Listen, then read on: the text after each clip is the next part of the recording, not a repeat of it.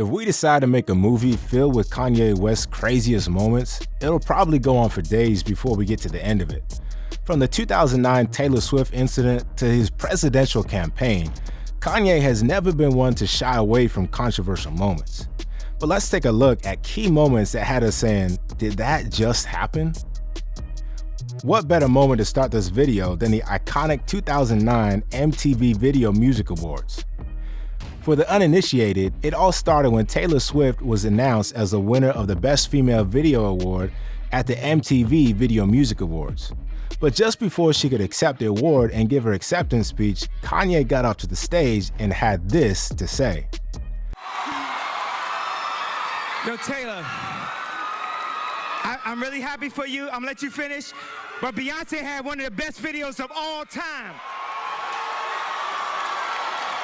One of the best videos of all time. But what video was he talking about?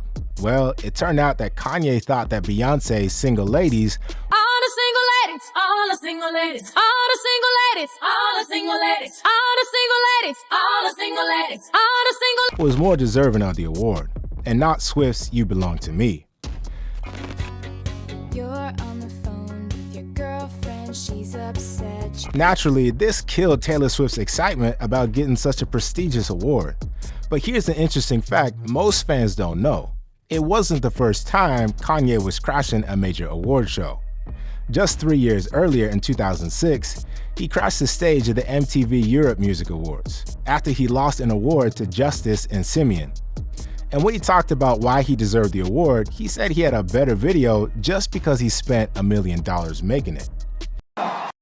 This video cost $1 million, fam. I had Pam Anderson. I'm jumping across canyons. In the same twist, Kanye also walked out of the 2004 American Music Awards, simply because he didn't win the Best New Artist Award. Looks like even the old Kanye couldn't handle losses. The death of George Floyd was both symbolic and tragic for the African American community. So when Kanye made this next comment, he was bound to get a number of people turned against him. While on the Drinks Champ podcast, Kanye was asked about George Floyd and his opinions about the cop responsible for his death, Derek Chauvin. Surprisingly, Kanye makes up an entirely false claim about the man's death.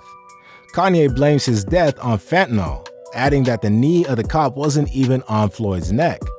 In a now deleted episode of the Drinks Champ podcast, he said, "They hit him with the fentanyl. If you look, the guy's knee wasn't even on his neck like that. When he said mama is his girlfriend. They said he screamed for his mama. Mama was his girlfriend." That must have been really hard for the family to hear, and it's no surprise they threatened Kanye with a lawsuit.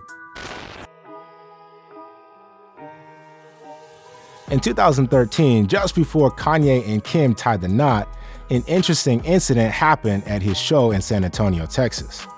Kanye has shown times without numbers that he really doesn't care what anyone thinks, including his fans. And for a long time, we thought he wouldn't allow anyone to break him. Well, not in 2013. During this show, a fan constantly heckled Kanye West to put off his Maison Martin Margiela mask. Every time Kanye refused, the fans simply got louder. Eventually, Kanye got tired of letting a fan hold him to ransom during his own performance, so he goes on this full-spirited rant. The rapper started by reminding the fan that they see his face every day of the week on the internet, so why would they come to his show and teach him how to perform? Now, you can see my face on the internet every motherfucking day, on every fucking... Kanye's got a point this time, but it was still a little shocking to see the rapper give so much attention to a heckler. You know, Trump wanted nothing but the best for this country. Okay, here's the first part where every Kanye fan admits that they didn't see this coming. When Kanye first met Trump in 2016, nobody batted an eye. However, when he went all out and announced his support for Trump in 2018 by wearing the Make America Great Again hat, we simply couldn't believe our eyes. And it got a little worse. Trump had personally signed the hat for Kanye, a sign that further suggested that the two were close buddies. This one was a definite shock. how did Kanye go from bashing George Bush in 2006 to supporting a man like Trump? You just never know with Kanye.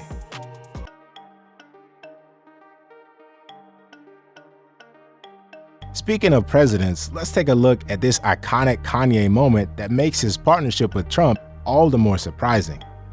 Way back in 2006, Kanye came on a live TV program to raise funds for the victims of the tragic Hurricane Katrina.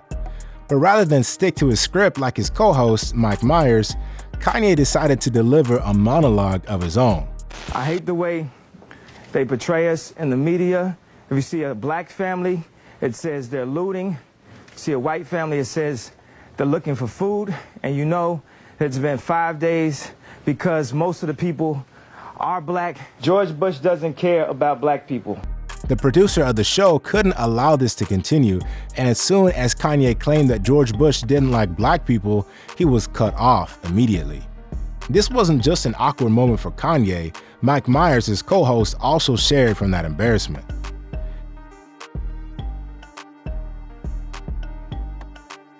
In October 2022, Kanye and Candace Owens made headlines after they both wore White Lives Matter shirts. And just as expected, this was met with backlash and disapproval. It was surprising enough that Kanye would wear a shirt that was that controversial, but rather than accept his error and move on, Kanye chose to write a response to everyone who criticized him. It all began when he posted a conversation with P. Diddy, where the rap mogul begged him to stop whatever it was he was trying to do.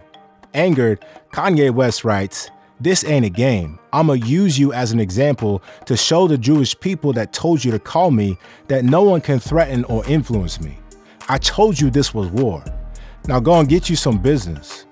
Since this was clearly hate speech, Instagram sent Kanye packing. But that wasn't going to stop him. Back on X, he wrote, "When I wake up, I'm going death 3 on Jewish people. The funny thing is, I actually can't be anti-Semitic because black people are actually Jew also. You guys have toyed with me and tried to blackball anyone who ever opposes your agenda." As you probably guessed, this got him banned on X, and his reputation was never the same after this. After the hateful speech, we could have sworn that it couldn't get any worse. Well, it did. In December 2022, Kanye was interviewed by Alex Jones on InfoWars, and here he admitted that he liked the Nazis and Adolf Hitler, the same evil leader who killed millions of people. I see good things about Hitler also. The Jew, I love everyone. I'm done with the classifications. Every human being has something of value that they brought to the table, especially Hitler. Not only did Kanye admit that he liked Hitler, but also urged us to see the good things about Hitler and how we also had to stop dissing the Nazis.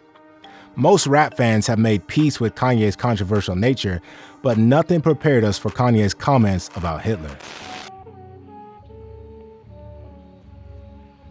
We've seen almost every Kanye in the book: Happy Kanye, Angry Kanye, Playful Kanye, and also Weird Kanye. But perhaps the hardest to watch was Sad Kanye. In July 2020, in the middle of his presidential campaign, Kanye began talking about abortion.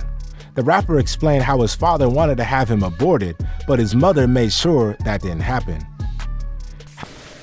And she said, "We're gonna have this baby." I said, "We're gonna have this child." However, as soon as he mentioned his mother, the rapper burst into tears. His mother, Donda West, was a huge part of Kanye's life before she died in 2007.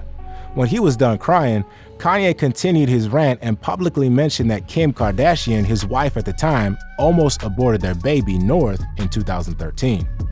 Because my dad was too busy.